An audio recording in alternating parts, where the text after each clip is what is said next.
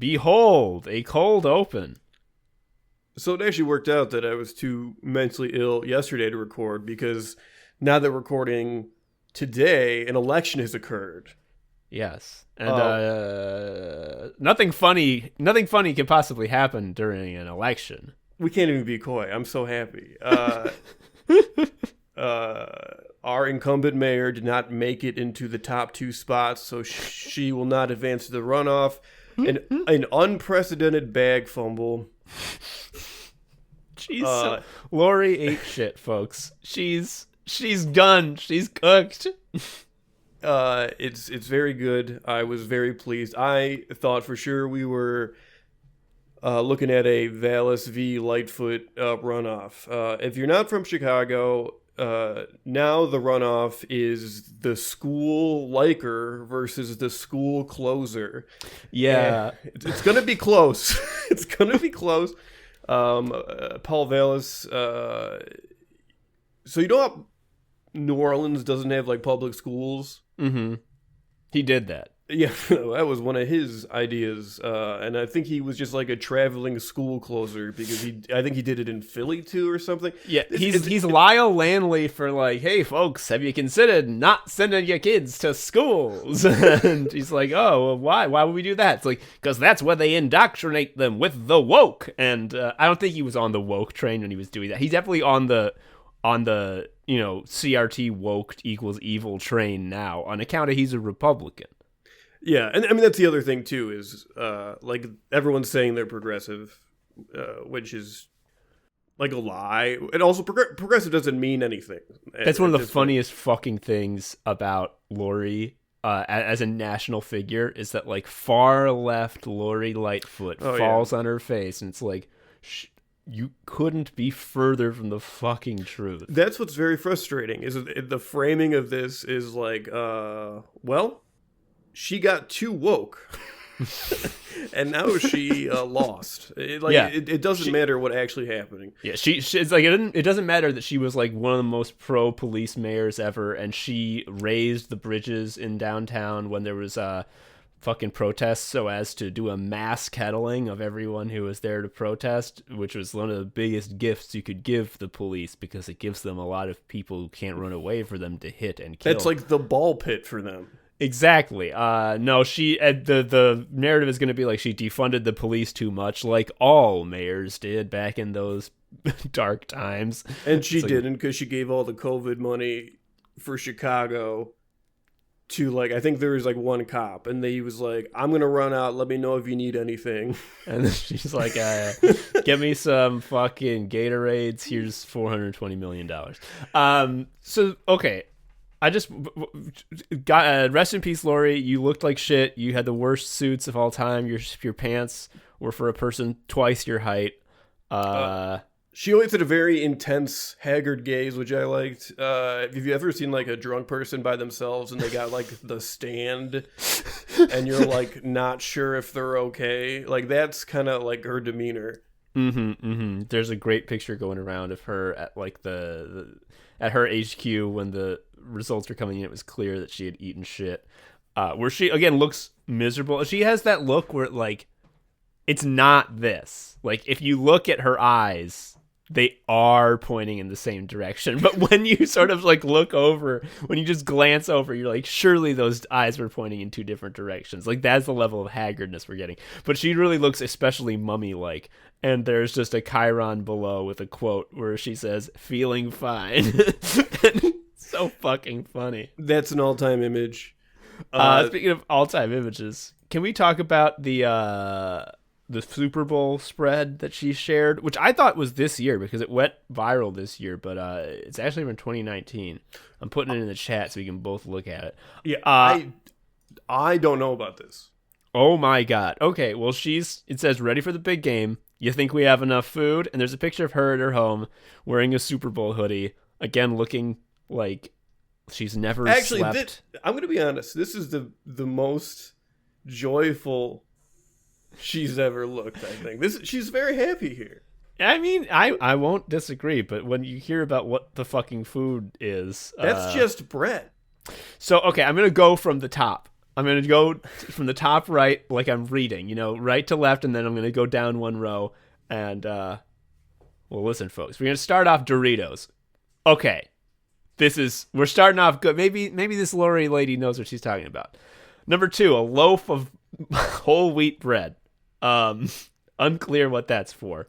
Maybe there's going to be sandwich makings, and that's, you can make a Super Bowl sandwich. Spoiler, no. You'll discover no such thing to make the bread justified. Okay, next we got a crudité. We got a bunch of baby carrots and celery. Any dips? Actually, yeah, we got ranch dressing next to it. Okay, maybe we can pull this out. Bowl of guacamole. Okay, we like that. And then we have sort of a lazy Susan's setup where we have 2 things of salsa, queso, what looks like pickled jalapenos, sour cream, and black olives. Now, obviously, your mind's going to tacos here, right? Like, this is just for making white people tacos. This is like, especially the black olives. Like, this is big time white people taco making. Well, here's the thing, folks. No tortillas, no meat. Oh my! This is Only thing we got is tortilla chips. Now, are you thinking what we're supposed to be making loaded white people taco chips, Joe? Is that the move here? There's like a ton of wings. Maybe you just put that stuff on the wings. It could be. I mean, very difficult to tell. Moving down to the next row, there is right off. This is barely on screen, but there is a bowl of olives straight from the olive bar at Jewel-Osco. Then there was another bowl of. Okay. Now I'm going to be generous here. This could be giardiniera. This could be that. If you're not familiar with giardiniera, it's a spicy pickled veggie mix. We give it to babies here. Yeah, it's really good. You put it on your pizza and your hot dogs and your Italian beef. Now, it could be that. Now, I say it could be because I'm looking at it, and what it really looks like is it looks like someone has steamed broccoli and cauliflower and put it in a bowl with some green olives. I don't see any sort of oil or peppers, and also the broccolis and cauliflower appear to be whole, not cut up into little bits. It's the most disgusting thing I've ever seen. There's next is a bowl of nondescript orange goop. Next you have some shrimp cocktail. And this is, Joe, I think the most baffling item on the entire spread. Can I just say that it's a bowl of grapes with a bottle of Newman's Own? Oh, that's what you think is the most baffling. I mean, fair enough, you're right. That is really fucked up. But I was looking at a completely different item. Can I say what that one is? Yeah. That is a white plate with 6 pickle spears laid upon it. I didn't know what those were. I mean, they sure don't really look like human food. They belong in a jar. When they're out of the jar and laying on a dry plate, it doesn't do them any justice. And also, I might be wrong. Like, it could be that they're not pickles and there's some strange other thing. And then, of course, there is a big bowl of wings with no sauce. This is a Jewel run. Like, this is so clearly a Jewel run. And now she's gone. We'll never see her again. And no matter what happens, she was so into skits at the beginning. She loved to do little videos. And then I think she stopped doing them because people started to hate her. So that's generally speaking, I think if you're like a public figure with a worsening public opinion, you shouldn't do skits. Yeah. This is a lesson that Elon needs to learn, in my opinion. This is one thing. I mean, Lori has very little going for her, but it is when she realizes everyone hates her, she's like, I can't with the skits. Oh, fuck. So, and no matter who wins the upcoming election, Chicago will, however, soon have a mayor of normal height. Oh, thank God. Us too, we're going to vote for Brandon. Let's go, Brandon. Let's go, Brandon. Brandon is running for mayor, which, as you may or may not know, is a kind of local Brandon. And he's going to be that Brandon if we have anything to say about it. Yeah. So Brandon is good. I guess it's always good because it's funny, but it's like on point now. Yeah. And even if we didn't already know all that shit about Paul Vallis, in Chicago, it's really easy to know who to vote for. And this is how I knew who to vote for my alderman. Because there's this group called the FOP. Now, this group is a club. Like, I believe it's a social club for murderous psychopaths who love blood. And what they do is they endorse candidates. And, anyone can, I can endorse candidates. But when they endorse a candidate, that candidate puts their logo on all of their campaign materials, such that when you get a little mailer in the mail, it has a little logo that if you don't know what that means, what it's saying, what it's symbolizing, rather, is that this candidate drives the people who worship blood into a sexual frenzy. So I don't vote for that person. And yet they're all in on Paul Vallis because he loves killing. Yeah. I don't know what's going to happen. I am optimistic only because, like, why not? It's funny when I'm wrong, too. So, yeah. Hey. Also, like, I'm getting to come into this more and more because I'm seeing more fucking people posting, like, pictures of Trump, like, going to the McDonald's in East Palestine, being like, he's gonna fucking win again. It's like, why are you already upset, panicking? Like, yeah. Even if you're right, chill. Like, I'm trying to have a good time. You were right, and you had a 2-year wind-up period where you were not having it. Like, yeah. That's a lot of your life. And, like, I don't know. I kind of feel like the only person Biden beats is Trump again. But again, I don't know. I think I don't think Biden is good. I think he's, like, very lucky. Yeah. Or it just sort of just seems like public opinion has moved on, like, from whatever the issue was. He is directly responsible for that massive explosion. And then Pete was his hire that did it. You know what I mean? But yeah.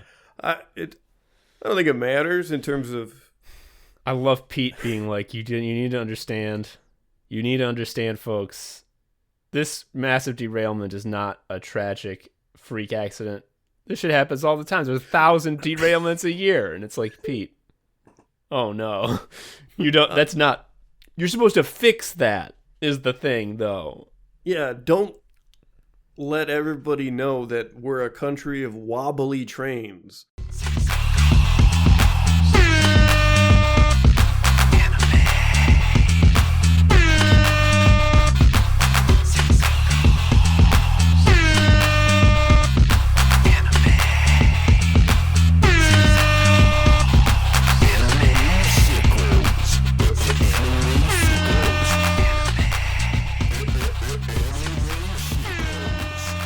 Hello, everybody. Welcome to Anime Sickos. It's the podcast for geniuses and the only podcast where we take a look at the 4 pillars of modern misery: anime, gaming, posting, and jobs. I am Tom, an anime sicko. I am Joe, an anime sicko. Before we begin our main topic, we got an email from a listener where they said a funny thing that was very complimentary to us. So we're going to fucking bring everything to a screeching halt so we can do a self-snuck. It would be funny if what you now read was the Zodiac letter. Yes, it's a bunch of letters. They're all out of order, and there's a strange symbol at the bottom. No, was it from Lulu Finks? Great name. Anime Sickos podcast. My friend was complaining about her manager not giving her a raise, despite her stellar performance review. Ain't that always the way? And in response, the actual words that came out of my mouth were, "It sounds like your manager is trying to stop you from surpassing your limits." I feel like I am owed financial compensation. Especially if your words propelled that person on to greater heights. I sure hope so. I think it's love assumed. It if that was the case. Yeah. Like, Lulu would not have sent that email if the limits if their friend had not gone Super Saiyan 2 or replaced Saiyan with the thing that applies to them. It's Saiyan. Everyone is Saiyan. Everyone's Saiyan. Joe, the planet Saiyan was destroyed by Frieza. Or was it Planet Vegeta that was destroyed by Frieza? Well, I know at least that. Yeah, maybe. Frieza fucked them up big time. But then, irony happens. Yeah. Anywho, thank you, Lulu, for that fun email. We always like to get the fun emails. It's animesickos@gmail.com. Send us some fucking fun emails. For real, yes. And I will get to getting that real P.O. box thing I'd mentioned on a previous episode. The weather here has sucked. It's been so fucking bad. Now it's beautiful. Everything around here sucked lately. It has. But now the weather is beautiful. The incumbent mayor did not make it into the runoff. Birds I've never seen before are here. It's wonderful. I will get on it. They're called pigeons, Joe. I can tell you more facts about them later. You know what I love about them? They're filthy.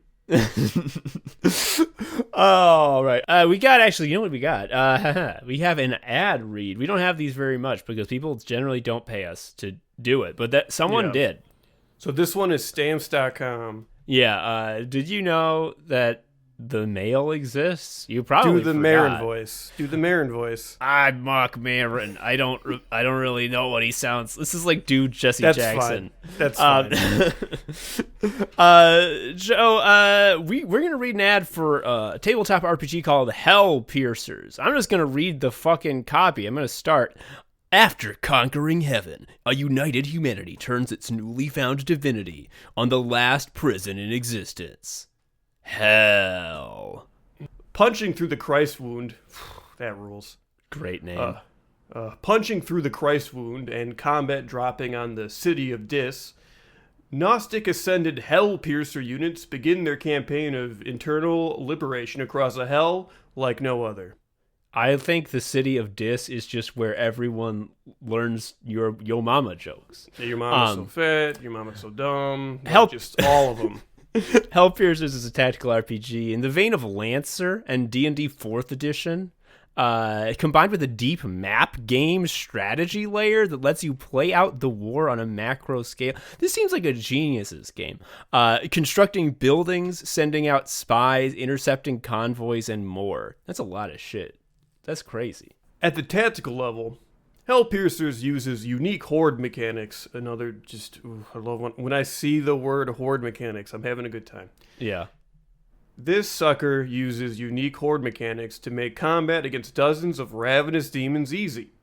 Then uses video game-like systems to enable dynamic, exciting, and deadly boss battles against the demon princes and their minions. I'm seeing video game because yeah, exactly. So like when we talk about tabletop RPGs, Tom and I have often gone on the record of saying, like, wouldn't it be nice if a video game could just do this? Well, what if a tabletop game could do the video game shit? You know what, Joe? I think we're overlooking is that you go through the Christ wound after already having killed heaven. They didn't start in hell, like in the Doom games, like. The narratives you kill everyone in hell and then you find out about the angels or whatever. This started up top. Yeah, it's like the devil. Yeah, we hate him, but first of killing God is A1. The devil is a nice to have. This is just your cleaning up in the city of Dis, where you're learning about battle raps apparently at the same time. If you like this shit, if this shit sounds good to you, it's gonna launch on Kickstarter March 9th, which is to say tomorrow.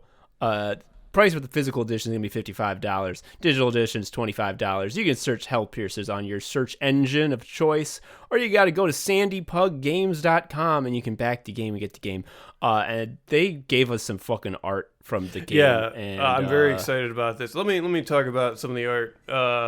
So the second image we were given is like a red fucked up multi-headed dragon that to me looks like a flagship Monster Hunter monster. Oh yeah. Yes, and it's goopy. It looks soft in a bad way. It's got pus.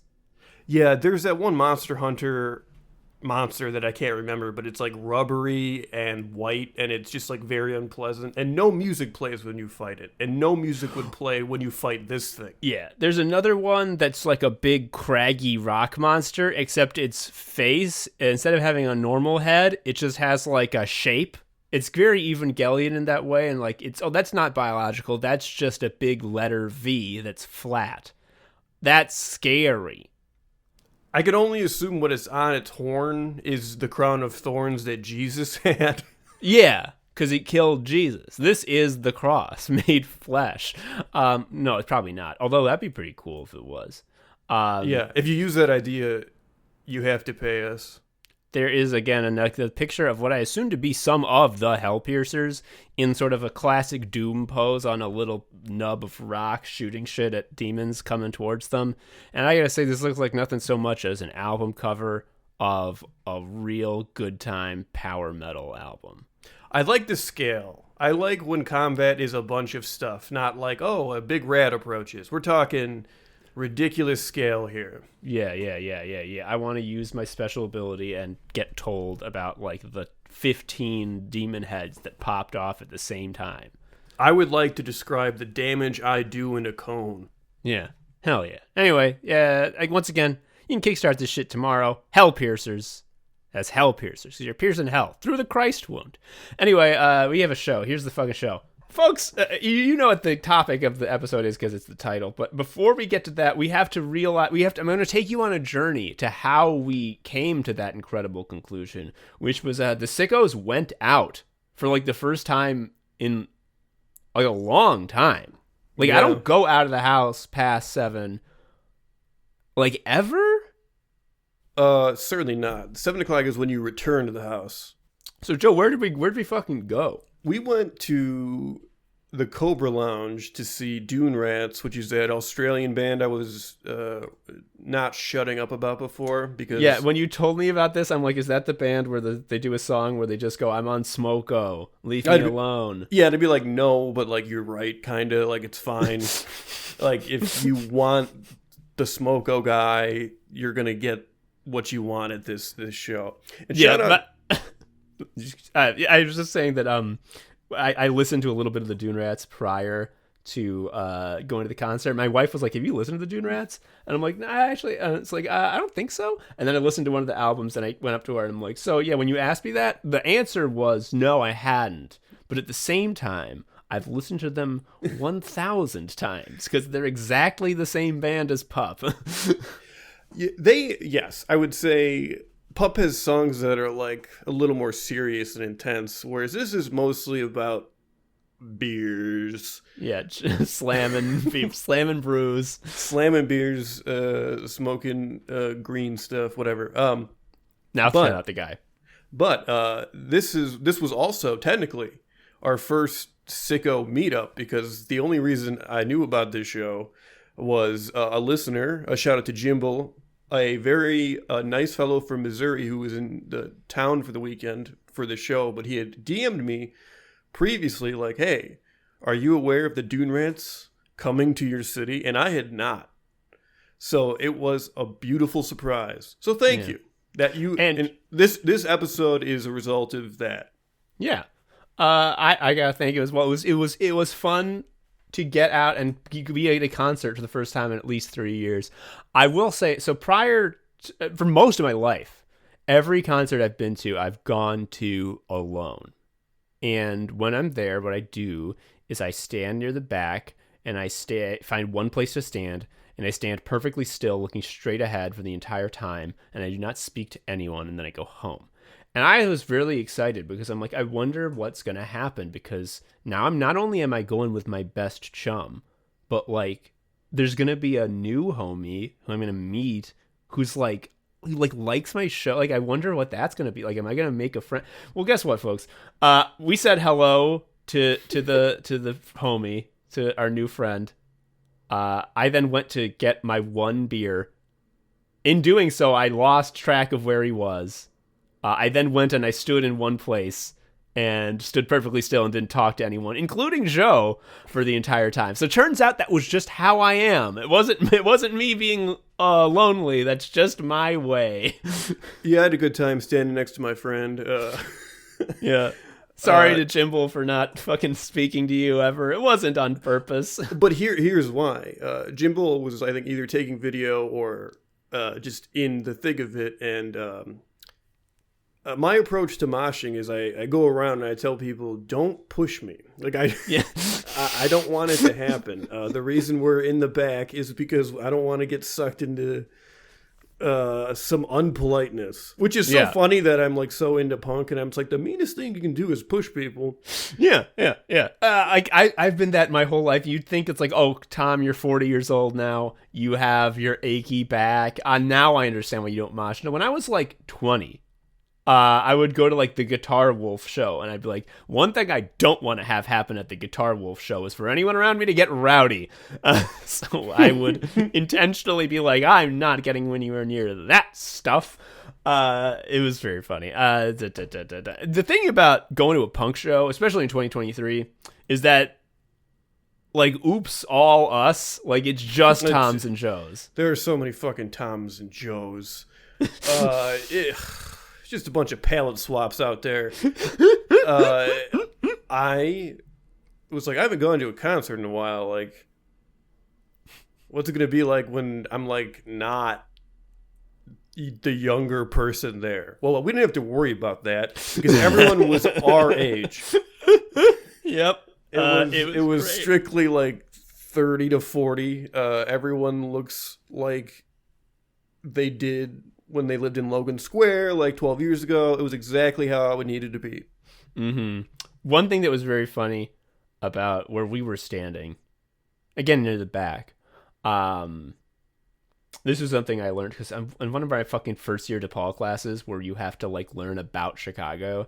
I did like, I think it was like something about music, but like we went to the Metro, the concert venue. It's like a field trip. And someone asked, what's the best place to stand for the best sound? And they said in front of the sound booth. So that's where I always stand at concerts. I don't know if it's true. I always think that the sound in concerts sucks ass. It's never mixed right. Anyway, well, I forget. Also, what genre are you at? Like, it's fucking loud and doesn't sound Yeah. right. Yeah. Oh, man. I gotta say, since learning piano, I didn't know any shit about music theory. I still technically don't. I know enough to know how much I don't know, but like I used to know zero. But now that I know that, like, and I know what they're actually doing on the instruments up there, when the Dune Rats are playing, I'm like, this is fucking babies music. Like, I love it, to be clear. Like, I was having a great time, and I'm like, oh, this is like child stuff. Like. Especially because they don't have rhythm and lead guitar. It's just one guitar. So like, oh, you're just playing chords the whole time, huh? Okay, so this is why my friend Carl, who studied music, always thought I was an idiot for liking punk rock, because he knew what music was. And I was listening to like the presets on the Casio keyboard with Muppet Babies Kermit on it. So what you're telling me is you love your Speak and Say. I love it more now. Yeah, because right. It's the fact that you're able to sell that as your song and it works is like an incredible act of charisma and salesmanship. Anyway, what the point being, even from where we were standing, there was an asexually reproducing mass of shirtless men. Yeah. Okay. So there was just like it started out as a guy, and he was like bobbing to the music as you do, and then he like took off his shirt and started like waving it over his head. And I was like, okay, cool. And then I like looked away for a little bit, and then like there were two of them, and it was like their tattoos were very similar, and they were all like the same height too, and they were doing the shirt thing, and I was like, this is interesting. Yeah, and the shirts clipped into each other when they hit. They didn't collide. It was they didn't code collision into the shirts. And then I looked at the stage for a while, and there was a third fucking guy. He was the same as the others. And, like, I saw people come back from the little bar, like, to their spot that was near them. And they clearly left before that happened. And they were returning to a different environment. And everyone had, like, the same sort of, like, hey, what? Yeah, okay. There was one... Okay, also... I want to get off of just like the people we saw when we went out, but we don't get to go out. When we see new stimulus, we go fucking nuts like a little dog. Yeah. It was the Tom and Joe Zoo. Yeah, there was one of the few people who was not Tom and Joe was Cruella DeVille, who was there. Imagine Cruella DeVille, but like without the two-tone hair, it's just white on both sides. That's exactly her. She was rocking it. It looked really cool. Yeah. There are, of course, like associations with like killing dogs and turning them into your coat. Yeah, I don't think that the coat really was fur, but it was the same like size, shape, and silhouette as the Cruella de Vil coat from the cartoon. Right. And it wasn't a black hoodie, so congrats. Yeah. And there was also a guy in a suit who every time he went by, I whispered to Joe, he came from his wedding. Yeah. He was having a good time. Yeah. I mean, it's hard to have a bad time at the Dune Rats show. They're little rat men. They are. They sing about doing drugs, partying, like that's it. We're talking like real dumb shit, but it goes down so smooth. Yeah. It's like there's this fucking YouTube guy who my brother turned me on to, called Pat Finnerty. And I knew my brother was the target audience for this guy as soon as I started watching, because this is the guy my brother wishes he was, which is to say, like a 45-year-old street smarts, smart aleck from Philly who is like a longtime session musician, who knows everybody. And my brother, a lawyer on account of needing to make money for his damn children, which is more than anything, and he could have been that instead. Anywho, he does a fucking series called What Makes This Song Stink, where he explains what makes a certain crappy song stink. Or at least that's what the premise is. More accurately, he just sort of riffs and yammers for an hour, and every once in a while remembers to reference the song that it's supposedly about.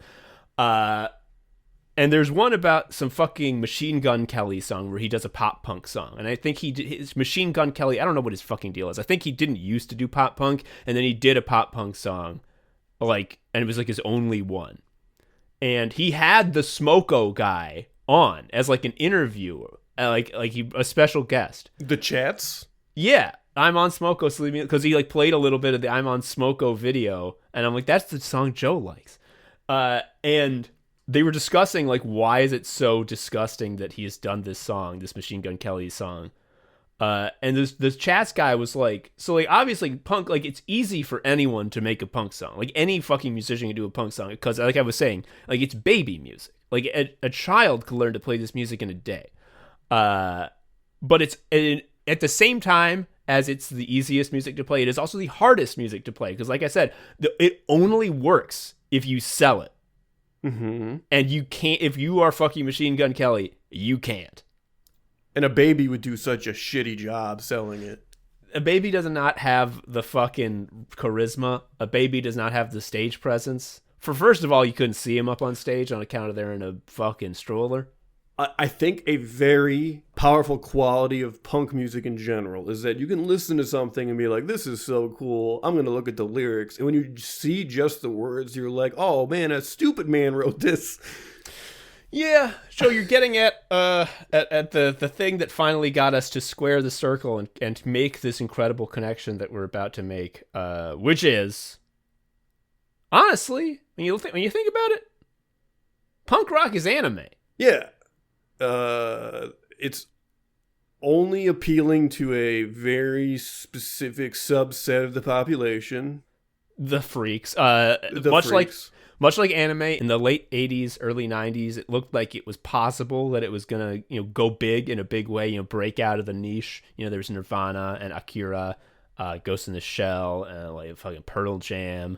But that time has passed, and we now know for certain that it's just for freaks.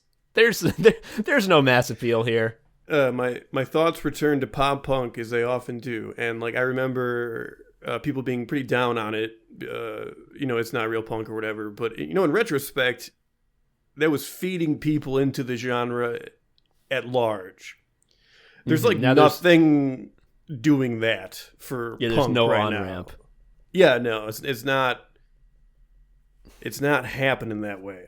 Mm-hmm. Hence why you get an entire fucking sold out show at the Cobra Lounge with nothing but Toms and Joes, one guy in a suit, and one Cruella de Vil. And the multiple man. And multiple man, of course. Fucking goddamn. I do a lot of exaggerated laughing on this show to fill space. But that one really did catch me off guard. Fuck. Oh God, I need to take a moment. Whew. Much like anime, you can say about punk, and as you say it, you believe it 100%, and you're not lying. Like if you were put on a polygraph machine, and polygraph machines work, what they don't. But if you were put on a lie detector, it would be like, this guy's telling the effing truth. You can say with your whole soul, punk is for everyone, man. It's for all genders, all sexualities, all races, and it's for all types of expression. You know, it's not just one kind of music; it's any kind. And you can also, as seriously and as truly, say anime is for everyone, man. It's not just a genre, it's a medium. It can tell all types of stories in all types of ways for all types of people. It can have any visual style you want. It can be whatever. It's so free. Both of these are not technically lies. However, when you see a group of fans of either punk or anime, you can always you can just say, clock them. You can just clock them. Yeah, sure looks the part. That's them. I was comforted by everyone being a version of me, to be clear. I was like, this is kind of nice. I feel safe. Like, this is why representation matters. Like, I get it now. Yeah, I do. I also get why zebras do it. So, yes, it's for 40-year-olds. It just is. It just is. There's no getting around it. And that's fine. Tom's, like, dumb recurring joke he loves to say is, like, kids aren't into big band these days. Like, he's upset about it. But, like, for real, like, kids aren't into big band, but big band is punk. Punk, yeah. Big band. Well, the thing I'm not upset. I'm joking when I'm saying I'm upset that they don't want to listen to 10 guys with saxophones. I really am upset that, like, in Joe's classic turn of phrase, they don't want to hear a song about riding a bike with your buddy. Yeah. And Joe, in his little, like, note, it said that the buddy is named Ted. And I know he didn't mean to do this, but this has, oh man, talk about, like, punk calcifying and becoming just like a thing with no on-ramp. I am, like, the most huge fucking Ted Leo and the Pharmacists fan. Tyranny of Distance and Shake the Sheets are, like, the incredible 1-2 punch of, like, good fucking albums released one after the other. I listened to that shit front to back constantly in my earlier years, and they still fucking whip. And it kills me. 1 year under me, right? I think he came to DePaul the year, like, before you. Yeah, you told me about that. And every time I get really mad and I try not to say anything, but inside I'm seething. I was working at the radio station. I didn't really want to see him, so I didn't show up, though, you know. He is now I believe his full-time job is podcaster's friend. He is Max Fun Pod guest. Like, that's his full-time. He just does not make music anymore. And I get it. You don't have to do the same thing forever. And if he's not feeling inspired, he does not owe me new music.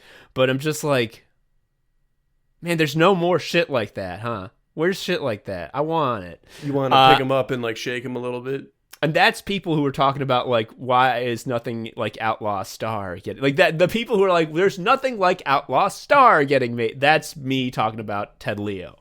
It's the same, folks. Another funny thing about punk is that, and that makes it anime, is very much like anime. Adherents will get extremely passionate and emotional, explaining how important it is, like, more than just a type of music I like. Like, it's so vital and important. Like, this saved my life. Like, this defined my worldview. Like, this made me who I am. Like, this isn't just music. This is truth, damn it. It's true. And much like when someone gets passionate about anime, someone will inevitably be like, what about how, like, everyone in the scene turned out to be, like, a big pedophile? And you have to be like, well, not them. I meant... So, selling it is really, like, most of it. Tom is not wrong. The guy from the chats who said that is very wise in that take.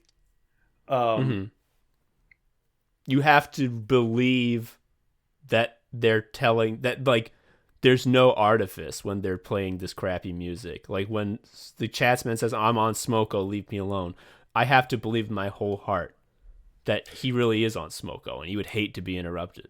And that includes doing it when you are like sucking ass, like when you're just like not good. That's a huge appeal of punk for many people. Certainly appealed to me. I think the perfect example of this is, I don't know why, I sent Tom a Captain Jazz cover of what was it, Take on Me? Yeah. Yeah, and I was like, this sucks ass. And your reply is, they are having so much fun, it's so beyond them. And like, your response was correct. Mine was just like, they aren't doing the song very well. It's like, no, it's sucking is part of the deal. Yeah. It's like, this is like, Joe, it's classic. And I like, this was years ago that you initially did this. And when we were talking about like, Joe, what if we did punk rock as anime? Aren't there a bunch of parallels? Isn't it funny how there's parallels? You were like, what was that one terrible cover? And I'm like, oh, it's Captain Jazz, Take on Me, 100%. And I sent it to you, and you were like, oh, this is that trash. Like, it is musically so far beyond what they're capable of playing correctly, and definitely what they're capable of singing. However, like, such a good cover. They are like one of the having best fun. covers. And you're having fun when you listen to it. Yes. Speaking of having fun when you listen to it, here's another reason anime and punk are the same. They're both genres that are for fucking children. And a jillion people are going to say, no, actually, no, but, and shut up. They are. There's no argument to be made. You may be able to cite me specific punk bands or specific anime that are not for children. However, you know they are. Here's the problem, though. Both anime and punk are so powerful to the child mind that if you are exposed to them as a child, you're fucked. You're hooked forever. In order of strength, you have your lizard brain, your child brain, and then your regular brain. And your lizard brain, like you know how you like going to sleep and eating food? That's your lizard brain that did that. And if Mine's you want always telling me to lay on a hot rock. Yeah. I mean, that's what we're going to be in a sauna later. And on account of we need to sit on a hot rock. But yeah, if your child brain if like there's like spike proteins in punk particles that are like perfectly shaped to the receptors on a child brain, and if they like get in there, they will never be dislodged, and they're going to take up so much space that your adult brain will have less room to develop, thus making you deficient like punk and anime fans are. That's why we're this way and have no money. Deficient in God's light. Oh, that was, yeah. No, I meant like mentally deficient, but clear. Like I went without saying, but I realized not everyone is going to have the same assumptions at me. So yeah, it does make sense. I'm mea culpa. We do have to make it clear that it is deficient in God's light, and we will not see heaven. Yeah. Okay.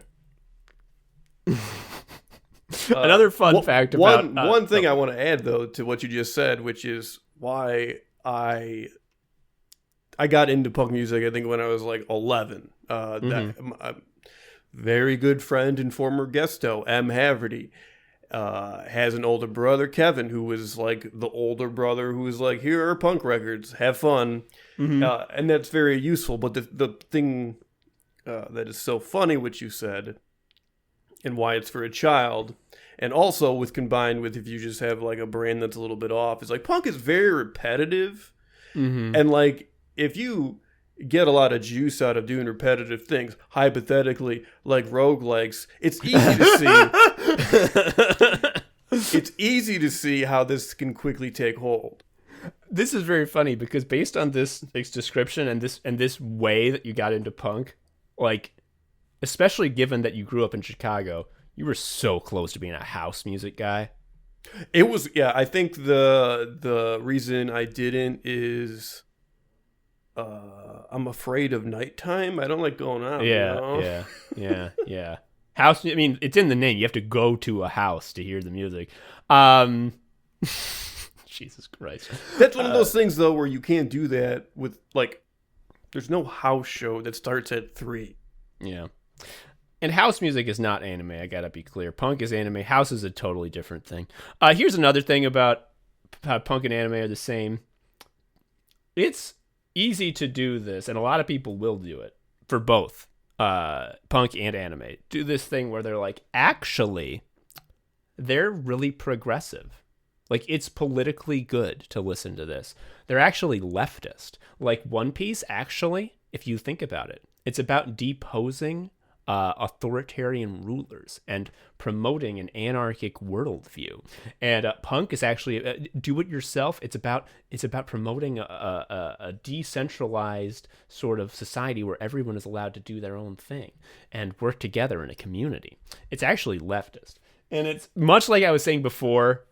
How like, but you can say with your whole heart and have evidence like these genres are so big and can do anything, but like, man, anime is so fucking right wing, and like every punk either turned out to be a Republican or a landlord. Like as soon as they turn 40, they pick one of them, and the ones that don't are a statistical anomaly. Like even One Piece, which like, oh, it's actually anti-authoritarian. Yeah, but like everyone is like, but some kings do have the divine right to rule because they're nice, right? Like that's true. Yeah, the issue was quality of character, not like the system. Like I remember when there was that big thing about Waves was a landlord. Remember that? Oh, that's so fucking. That was very funny because I really, really got into Waves in college. I was working at the radio station, and I think that's when King of the Beach came out. And this is why I like punk and punk adjacent things, which is like when a concept of something is just like really fucking stupid. I like it. I just can't stop thinking about it. And like this is an album about why this guy is King of the Beach. Like it's it's like just a dumb like surf rock like kind of thing, and it's easily loopable for sweet mental effects. Yeah. And and I really played the shit out of it, both on like my show and just like in general. So then it's very funny then, however many years later, when it's like, yeah, he's a landlord. Yeah, he's like, yeah, music's my side gig. My main way of making money is landlording. And everyone was like, why? Like, landlording's bad. And he's like, fuck you, poor people. Like a landlord.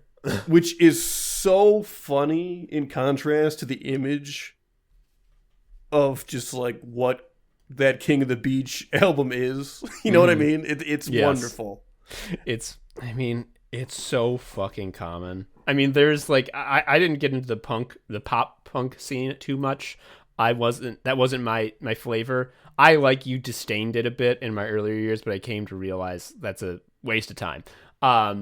But I still never like got into it. But like, man, oh man, there was a big thing how like every single pop punk frontman was a pedophile for like a good amount of years. I remember the Brand New guy. I don't think the Brand New guy's a pedophile, but he's definitely like a rapist. There's just like every fucking band was like, oh, this is nothing but perverts. It's just, it's just a million Rurouni Kenshins. It's like everywhere you look, it's like, oh god, a fucking freak. Oh no. These are very similar genres is what I'm saying. Joe, I don't think this is actually related to punk rock being anime, but I do need to tell this story because it was like, I won the lottery, basically. Yeah. I had what we call the white boys jackpot. I became quirked up. So a crucial part of being a non-toxic white boy is not forcing your interests onto your partner without consent. Now, this is something all white boys are socialized to do. So I'm actually a really nice guy for not doing this. So an example is I never fucking asked my wife or even suggested to my wife, like, you should read One Piece. I just don't bring it up. So we were hiking in Starved Rock. We went on a trip to Starved Rock State Park. We were hiking. And then my wife just said, apropos of nothing, like, yeah, actually, you know what I think I've never done is listen to punk rock very much. Can you tell me some interesting facts and history about this genre? Oh my god! All the planets aligned to make this happen. Yeah, I then received the man's delight, which I was then able to explain for at least an hour, a series of punk rock facts, and every couple of minutes I would look at her and be like, shall I conclude? And she's like, no, you can go on. I'm just like, oh my God. oh my God. That was so fucking good. I got a little taste of that recently because we're watching the Coen Brothers movie. So when prompted, of course, I did get to do the thing I was put on this earth, like many of my other fellow white humans, is to talk about the Coen Brothers movies and how they rank. Yeah. So fucking good. But back to the actual topic at hand. Punk rock is anime. So here's a sort of problem that punk rock and anime have, in that since they attach so strongly to your child brain, and since your child brain is so close to your fucking spinal cord, like, it's difficult to fully have sicko mindset about them. And if you're not familiar, sicko mindset is where you become a genius, and the things you like, you also know suck ass. So you don't become a weird defender of them who gets mad. You live in perfect balance, floating between shit and non-shit. Yeah. Yeah. And like, thus, when someone is like, ugh, actually, One Piece sucks ass, you can just be like, yeah, it does. Yeah. And I got reasons it does. Man, I love this garbage. Yeah, I'll keep drinking that garbage. And that just gives you the proper distance from the text, because otherwise it gets sucked into you, into your spine, becomes your religion. Mm-hmm. And that's very bad, because then you feel compelled. You know what it makes you do? It makes you get mad. You see things online and you become mad without you choosing to, and then you become. You don't want to do that. Everyone's online for different reasons, but it's universally understood that the only way you lose that online is you get mad. Yeah, exactly. So you got to avoid that. And also, understanding that the thing you like sucks means that you like it more, because only a fool who doesn't see the whole story would not see the parts that suck. Anyway, all this is to say, punk is too deeply ingrained in my child brain. I do not have sicko mindset about it. When I see people talking shit about it, Joe, I saw a post from a big account that we both like. I won't say who, but they were like, AJJ sucks so bad and their music is trash. And I got very mad, and I opened the thread to look at the replies, and everyone was just like, haha, yeah, they do, so bad. Like, agreeing. Well, that was an initialism. Do we know it was the band? Maybe it's the band. Are you sure? It sounds like a power company. No, dude, they were talking about the band. Why would you tell me this? Now I won't be able to sleep. This is anytime someone's like, every Bad Religion album is the same. I'm like, yeah, it's fucking great. Eat shit. It is a sheet of dough, and different little like cutouts happen. It's fine. Yeah. Shut up. Like, I couldn't.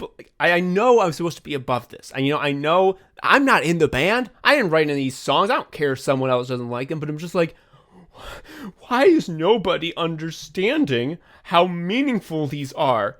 Don't you feel something in your soul when you listen to White Face Black Eyes? Don't you feel something in your soul when you listen to Small Red Boy? But and I'm like, it's like, this is a type of hold on you that only the dumbest shit like anime and punk can have. There's an element here that you're not addressing, which is that this is specifically folk punk, which is like an extra sinful type of it. Yeah, it's like moe anime. It's like, oh, you're a real freak if you listen to this. It's like, I watch Cowboy Bebop. I know I'm a freak, but you look at that shit. Look at that shit. That's their titties in that shit. Oh God. Well, okay. So true, fair enough. Folk punk. I meet someone for the first time. My mind is trying to manage what information I give out. And I would think the worst thing I could reveal is that I'm into folk punk. Is how I see this. And the thing is, I have the perfect balance. It's just a bunch of guys clapping their fucking hands, man. Yeah. It sucks. I was in the music league with some sicko people. That's this app where you there's like a a shared playlist that has like a theme, and everyone puts in one song, and then you vote on which one you like best, and then you get points based on how many votes you get. And there was one time where I was listening to a song, and the comment I left on it was like, "This guy has a Defiance, Ohio ass sound and voice," and I got roasted in the chat for not liking Defiance, Ohio, and I'm like, "What the? Where did I say that was a bad thing?" I love this crappy Defiance, Ohio ass voice. Yeah, grandma song. What's not to like? Anyway, the point being though, okay, so I will grant you that maybe the reason that this thread was all anti-HHA is because they're folk punk and the extra stink pushed them over the edge. However, there was this other thing I read that really hurt me to my core. Like I got like depressed for like a day after I read this, which was a blog post from a writer who I'm not familiar with and who I forgot to write their name. But this is like a real writer. This isn't like a chump.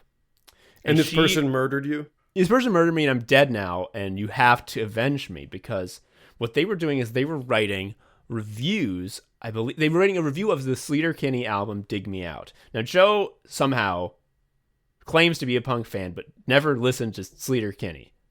I do now, and that song is that album I listen to all the time now. It's so fucking good. It's one of the best punk albums of all time. Yeah, but Tom did such a holier than thou shtick when I was not a listener. Continue.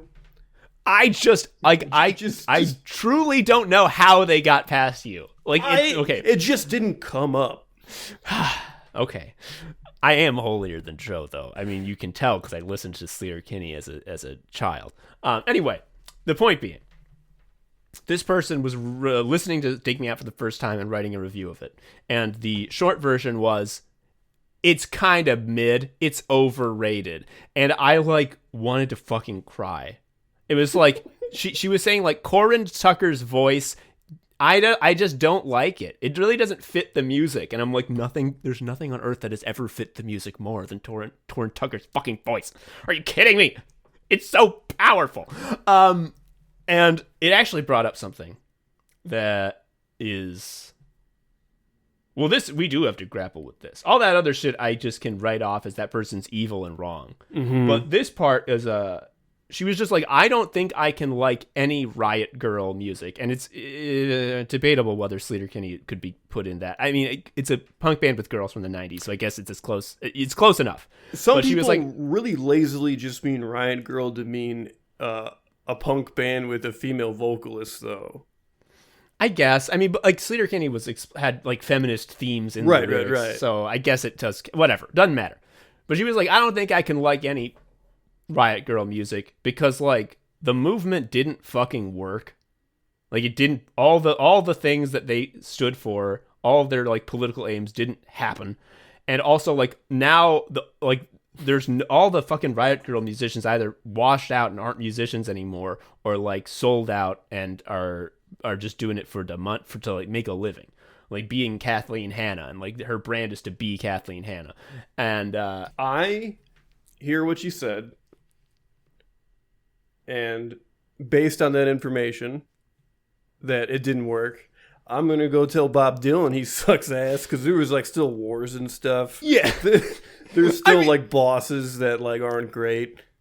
I mean, like, yeah, as you say, like it goes back to the idea, like, well, all art is pointless. No art with a political aim has ever fucking worked. But like the issue with punk is that like it's like the main thing. Like I think over and above the actual putting like music on the record is fuck Reagan. But like Reagan still these years later is like has still run up the board. Like he's scoring more points every day, and he's every dead. President is more Reagan. Like he won.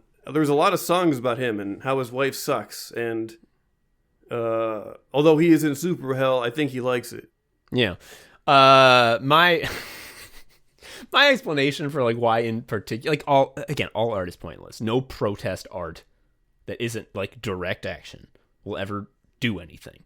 And this isn't just us. Kurt Vonnegut was like this too. He was big on this. He's smart. He made the point of saying that like all the the artist directing all of their creative abilities had the impact of like dropping a pie off a footstool ladder. It did nothing. Like everyone knows "Fortunate Son" is the Vietnam song. It made Vietnam stop. Oh wait, no, it didn't. But fuck. But okay. Yeah. No.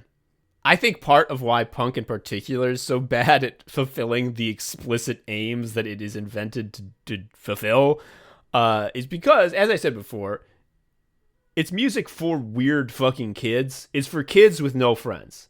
It's for little fucking freaks, us. And you'll never believe what kind of people don't have a say in government. It's weird children. As long as I've been a little freak, I have been kept away from the levers of power. It's just how it's been, and I'm not really looking to reverse any of that. I'm not looking to stop being a little freak, but that's just how it is. Yeah. No one asks me what I think. And when they do, they just do an evil thing anyway. It really sucks ass. So I want to ask you a question. Like, what to you is like the epitome of like punk at its most distilled? Because like a lot of people have an association, and correctly so, with punk music with like heavy attitude, like, you know, like very driving music. Mm-hmm. But to me, like the most punk version of punk is like whatever the Dead Milkmen do, which is just like you fuck around. You don't really sing that well, but you have some good lyrics. There's that song about lighting someone's dad on fire that I enjoy. Mm-hmm. Like that to me is the most distilled, like DIY. Yeah, do it yourself. Of all that. Okay. I have two answers for this, and this I think sums up my two answers. I think do a good job of summing up how I feel about the breadth and possibilities of punk. Answer number one, and this is sort of a stock answer, but for a reason, it's going to be Fugazi. Now, if you're not aware, this is fucking Ian MacKaye from Minor Threat, one of the titans of early hardcore, and Guy, Italian last name, who was in Rites of Spring, another one of the early emo bands. And they made Fugazi with two other guys, the Rhythm Section, whose name I just don't remember. They're all so great. And they had... The thing about Fugazi is that they just decided to impose a set of weird rules on themselves. And they did that because this is how we have to behave to be the kind of punk band that we think is good. You know? Like, they were like, we'll always play all ages venues because it made me mad when I couldn't get into the punk shows I liked. Mm-hmm. We're always going to charge $5 because it made me mad when I couldn't afford to see the shows I liked. Mm-hmm. We're not going to have merch because it's about the music, man. And like, I feel like that is an economic reality that doesn't exist anymore. Because like now it's like you live and die by merch. Oh yeah. You get nothing for the music. I'm sure they would say that as well. And also, like, the way we're going to write is just going to be very democratic. We're all just going to bring in pieces that we've written, and we're going to use them like Legos and make little songs out of them. And so they took, like, a Model UN approach. Yes. And, like, a lot of the shit about, like, punk being, like... all the things that punk is supposedly, like, driven by, like, this anti-authoritarian, left-wing, everyone is welcome, like, all these ideals that none of them ever fucking pan out. Like, the really obvious one is, like, we say, like, moshing. We fucking stand back. Like, why Do not push me. Yeah, don't fucking push me. Like, everyone's like, punk's for everyone, men and women, and people of all genders, not just the binary, man. It's like, well, here's the thing. If you go to a punk show, you're gonna get pushed. Yeah, it's like, if you are one of the genders that likes to get pushed less, you're fucked. Because there be pushers there. And I'm sure that, I mean, there are examples of people who like to get pushed and be pushed in all genders, but I'm going to go ahead and say it's mostly boys. And there's, of course, when people protect people who fall down in the pit and all that good stuff. Oh, that was another thing that Fugazi did. They didn't allow moshing. If you started moshing, they would stop the music and be like, stop moshing. Why aren't these guys running everything?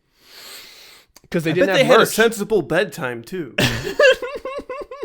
I listened to a fucking podcast with Ian MacKay on it recently, and it was just like they were just like, "Hey, Ian, what are you doing lately?" He's like, "Well, I'm going through all these old recordings I have in my record label, and I'm labeling when they were recorded and where and who's on them because we don't, there's not a lot of record taking, and I think it's important to keep a record of this important time in artistic history." And I'm like, "What the? This guy? Like, why can't I vote for him for Brandon?" He sounds like a very happy retiree. Yeah, I think so. I've never met him, but like he to me really seems like a solid guy. So that's to me my one of my two answers for the most distilled version of a punk band. Second is the Replacements. Now I'm going to say they're about the exact opposite in Fugazi in every single way. Mm-hmm. So I read a big book about them called Trouble Boys. That was a hell of a read. I really recommend to everyone. Definitely to Replacements fans, even to non-Replacements fans. It's just a fascinating story. So the four members of the Replacements are all like really fucked up guys who are like not good people and are very like mean and stupid. They don't have that do-it-yourself thing that punk's all about. They never had that. They never claimed to be about it. They never did anything themselves. They would put almost every single sort of administrative task that comes with being a band onto some other person, and then they would mistreat and be cruel to that person before firing them on a whim and replacing them with someone else that they also didn't care about. They basically never gave a shit about their relationships with other people, the other bands in the scene. They were just cruel and rude to them. Basically, the only reason the Replacements did not totally wash out as a band and become forgotten is that, oopsie, turns out Paul Westerberg is like one of the best songwriters who ever lived. And like he just fucking like lucked into that. Like, it's not like he was really, like they were really diligent musically. They were also fucking around and wasting time with that. Like famously, almost every one of their concerts was awful, and they would like start a song like 5 times and then like halfway through just like forget, like I forget how this goes, and they just stop. Like they're such fucking fuck ups, and every time they would have a scenario in which they were like, okay, the Replacements, this person really likes your songs, and they're a believer, like they really want you to succeed. Make a good impression in this meeting. They don't know. You're just a bunch of assholes. They're like, please make a good impression in this meeting. As soon as that, in every fucking scenario, it was almost comical reading this book. In every scenario, not only would they not make a good first impression, they would like find out what the person was sensitive about and like attack them on it. Like they would be very, very mean. So like the person who was so ready to like be on their side and help them succeed would come out of the meeting being like, I will never give the Replacements a fucking fucking cent of my money or a second of my time ever again. And they just fucking like, they're awful. However, they're so good though. They're so goddamn good. And it's we're going back to the thing about punk is selling it. Like they could sell it. They were fucked up idiot chumps who had no sense of community or like kindness in their souls. They had to age into it. But like their music is just so like, I believe them when they sing a song about being a ramshackle dumbass, just sort of trundling around Minnesota, feeling mopey, but not doing anything about it, et cetera, et cetera. It's like, yes, this is very real. It's actually true. It's the same as watching the Tatami Galaxy by Masaki Yuasa. That sort of like, this is a huge weird mess, but the emotional truth behind it is so clear that I like it, you know? I think we need to talk about ska punk briefly because I mentioned this to you at the start of the show because the first band was like a ska outfit. There was a lot of people on the stage. Mm-hmm. And I was like, a band can either have 3 guys or too many. Like that's it. 5 guys is like, go back to the drawing board. Get rid of 2 of these guys or get 3 more. And I also think ska was useful for like, because there was a lot of ska punk sort of crossover. It was like a Warp Tour, as let's be honest, is like the pop punk ska whatever thing. Obviously, it's not like that as much anymore, but it brought those people together. Did you ever listen to any of it though? A little, not really, not as much as you. One thing that's very funny is that I listened to a lot of Five Iron. I listened to Five Iron Frenzy. They're like a Christian ska band. I didn't even realize they were Christian because I didn't really listen to what they were saying, which is so funny. And they were fine. They're not like corny, like Christian, like corny bad. It's just like they are a ska band that loves Christ. And that's, I don't know. To me, I think ska is like Gundam, you know? It's anime just like all of punk, but like it's this weird little closed system where like anytime there's new ska, it doesn't feel like music that I could listen to. Like I first have to like find my ska on-ramp. Like I can't just start I can't just start watching a Gundam. They all have names that are so goddamn long, Joe. What one is the main one? I don't know. Same with ska. It's just like, man, I feel like I'm going to be like so far behind if I start listening to a ska record. I don't know what the waves mean. I don't know what third wave ska means. What wave are they on now? I don't fucking know. I don't know. I like the specials. They're pretty good. The specials are good. And the Ghost Town. Yeah, it's the Shaun of the Dead song. Yeah. I listened to a lot of specials as a kid. I think in retrospect, I was a weird kid. Yeah.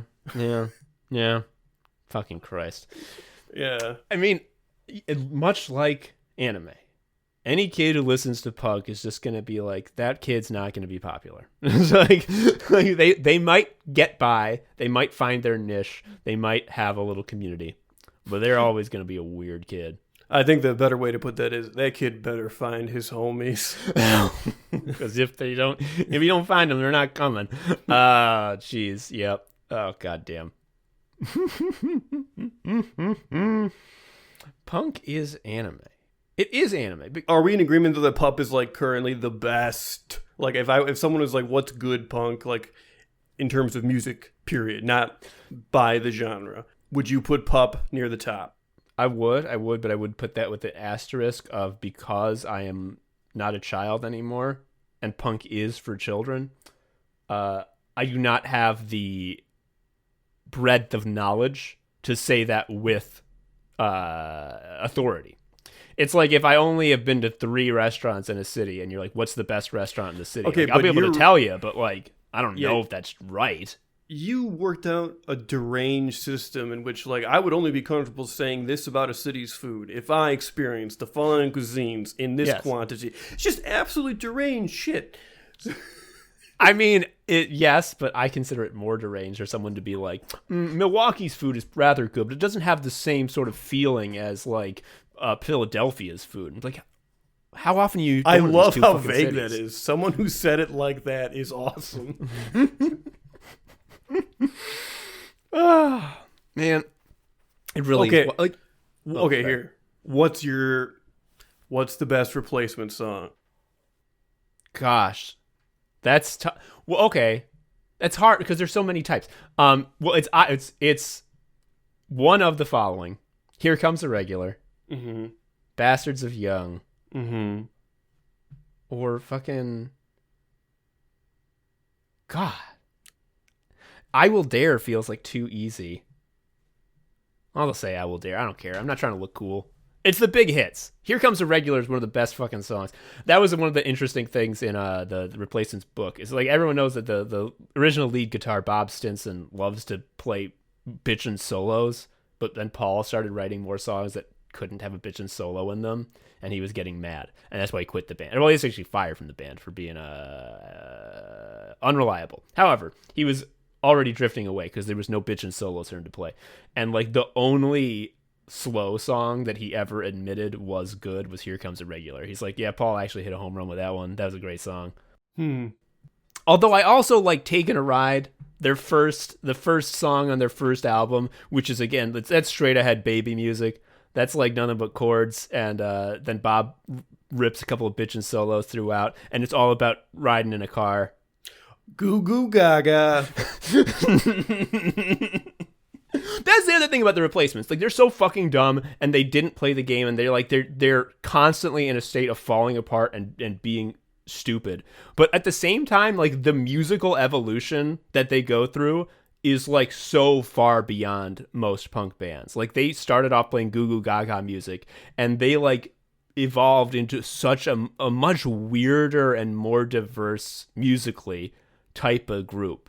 And it's astonishing to see that this is happening again to like alcoholics who are actively trying to ruin their lives, because to take it seriously and actually try to succeed means that failure is their fault. And they are so used to failure that they know it will happen to them. So they will do anything it takes to make failure be a foregone conclusion that could never have been avoided. And at the same time, they're like writing like the most ambitious, like beautiful songs.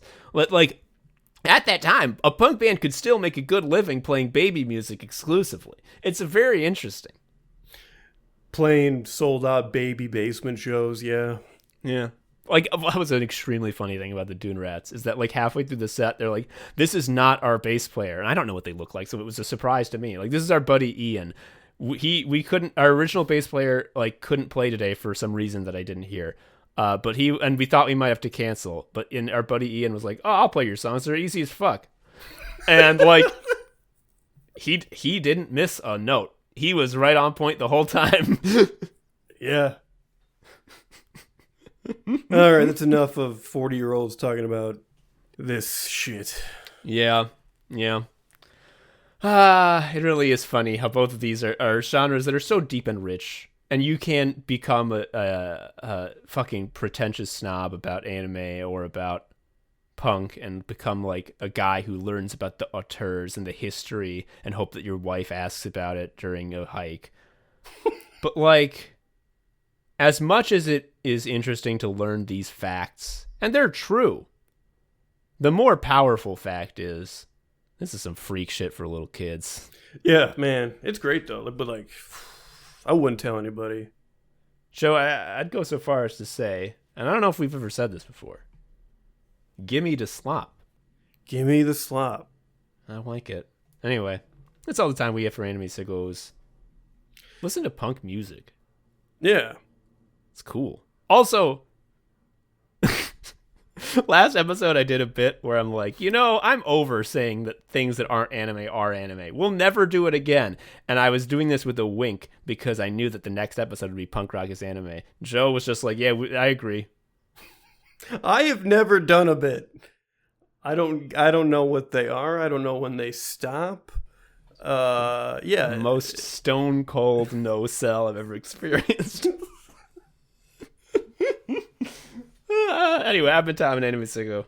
I've been Joe, an Anime Sicko. We'll see you next time. Bye-bye. Bye.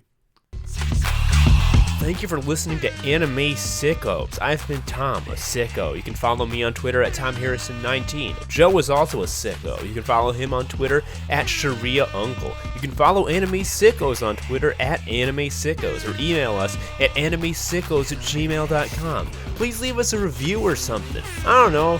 Tell a friend. Anyway, until next time, bye.